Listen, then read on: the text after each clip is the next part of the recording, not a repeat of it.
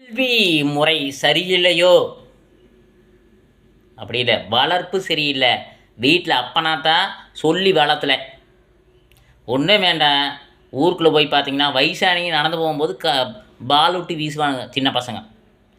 அவங்க அழுகிறது பிடிக்குமாமா, சிரிக்கிறது அதை கலாய்க்கிறது, ஃபன்னாக அதை ஒன்று திரியுதுங்க. சின்ன சின்ன பசங்க ஏகப்பட்ட சேட்டையா குறும்பு. சின்ன பசங்க அப்படித்தானே. அப்பனா தான் வீட்டில் இந்த மாதிரி பண்ணால் கையில் காலில் 2 போர்டு போட்டால் அது திருந்துங்க பசங்க, இல்லைன்னு இப்படியே தான் இருக்குங்க. ரோட்டில் போகும்போது வயசானவங்களுக்கு குறுக்கில் ஓடுறது ஒடியாருது. குழந்தைக்கு கீழே இருந்து ஒன்றாகாது. வயசானவங்களுக்கு எலும்பு உடஞ்சிரு. பின்னாடி அவங்களோட வாழ்க்கை இருக்குது. ஒரு நடுத்தர வாய்க்காரர்களை அப்படித்தான் திடுக்கு திடுக்குன்னு போகக்கூடாது. நீங்கள் அப்பனாத்தாவெல்லாம் சொல்லி வளர்த்துங்க தயவு செய்து குழந்தைகளுக்கு. நிறைய பேர் சொல்கிறதில்ல, குறுக்கால் திடீர்னு போயிட்டு திடீர்னு ஒடியாருது. அங்கே இருக்கிற காருக்கு நின்று வருவாங்க, பக்கத்தில் இருக்கிற காருக்கு உடனே ஒடியாருவாங்க. அது யார் தப்பு? அந்த நம்ம அந்த டப்புன்னு பிரேக்கு போட முடியாது. 40 வந்தாலும் போட முடியாது, 50 வந்தாலும் போட முடியாது, 30 வந்தாலும் போட முடியாது. ஸ்பீடு பைக்கு ரொம்ப வேகமாக வந்தால் இடிச்சிட்டா அது ஓகே, அது தவறு.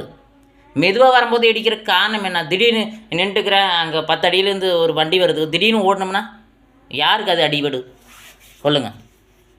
10 அடியில் இருக்குது, அவன் மெதுவாக தான் வந்திருப்பான் பைக்கார.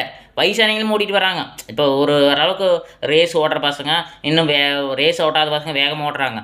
வயசானவங்க ஒரு 50-55 வயசு ஆளுங்க ரொம்ப ஸ்லோவாக வரவங்களும் இருக்கிறாங்க. அந்த ஸ்லோவாக வரும்போதே திடீர்னு பசங்க, சின்ன பசங்க திடீர்னு ஓடியாந்துறாங்க. அது இடித்து கீழே விழுந்துடும். அவங்களுக்கு தான் கைகளோடைய எலும்பு உடஞ்சிரு, தேய்மானம் இருக்குது. கஷ்டப்படுறவங்களாக இருப்பாங்க, உழைப்பாளிகளாக இருப்பாங்க, மூட்டை தூக்குறவங்களாக இருப்பாங்க. இன்னும் பல மரம் இருக்கிற வேலை, கட்டட வேலை, நிறைய வேலை செய்கிறவங்களெல்லாம் கை ஃபஸ்ட்டே ஆல்ரெடி தேஞ்சிருக்கு, தேய்மானம் ஏற்பட்டிருக்கு. தேய்மானம், இடுப்பு வலி, எல்லா வழியிலும் இருக்குது. அவங்களுக்கு குறுக்கால போனோம்னா இப்படின்னா முடிஞ்சுது அவங்களோட லைஃபு. அவங்க பசங்க பிள்ளைகள் கல்யாணம் வைக்கிற ஸ்டேஜில் வச்சுருப்பாங்க. குழந்தைகள் உள்ளுட்டு அவங்க இடித்து கைகால் உடஞ்சி பாவம் அவங்க ஆஸ்பத்திரிக்கு அலைஞ்சு. இதுக்கு என்ன காரணம்? வளர்ப்பு சரியில்லை.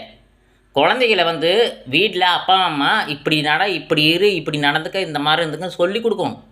கல்வி முறை சரியில்லையே கிடையாது. கல்வியிலே எல்லாம் டீச்சர் நல்லா தான் சொல்லி தருவாங்க. வீட்டில் டீச்சர் சொல்லி கொடுத்ததோ வீட்டில் நிறைய பேர் சொல்லித்தரணும். அப்பா அம்மா சொல்லணும், தாத்தா பாட்டி இருந்தால் சொல்லித்தரணும்.